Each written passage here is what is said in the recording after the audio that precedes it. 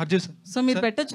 వర్మ గారు సార్ ఇది మీరు డాషింగ్ డేరింగ్ అనే ఒక పేరుంది జనాల్లో, మీరు దేనికి భయపడరు అనేది ఒక అందరికి తెలుసు.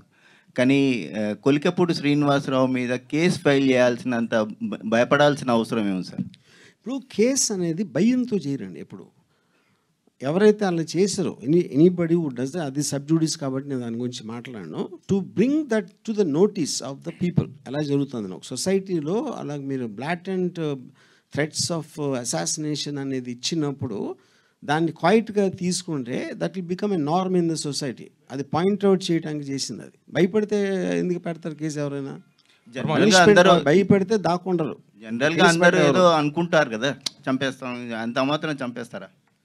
అరే నేను అదే అంటున్నా, అక్కడ చంపేస్తాను అనలా, అది రెటారిక్ కాదు. ఎవరికో ఇస్తున్నాడు, కాంట్రాక్ట్ ఇస్తున్నాడు, అక్కడ తేడా చూడండి.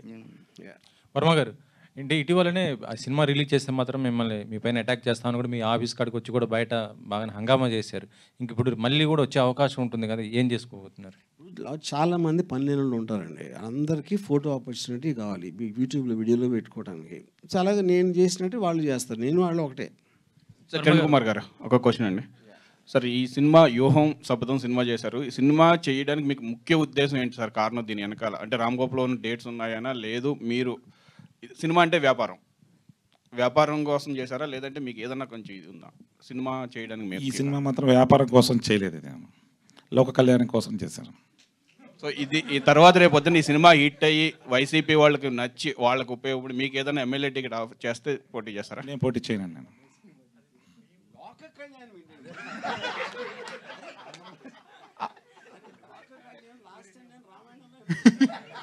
అర్జున్ సార్. సార్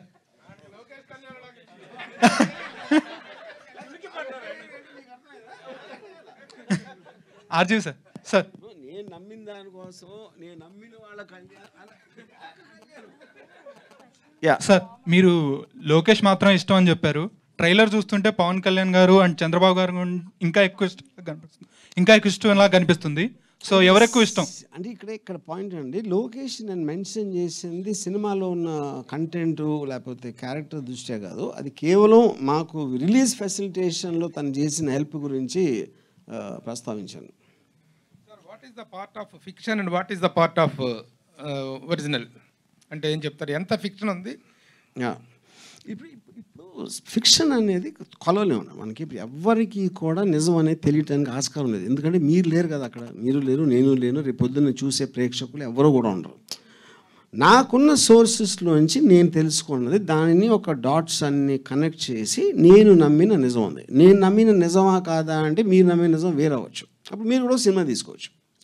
వర్మ గారు జూనియర్ ఎన్టీఆర్ గురించి మీరు ట్వీట్ చేశారు, ఆయన నుంచి మీకు ఏమైనా రెస్పాన్స్ వచ్చిందా?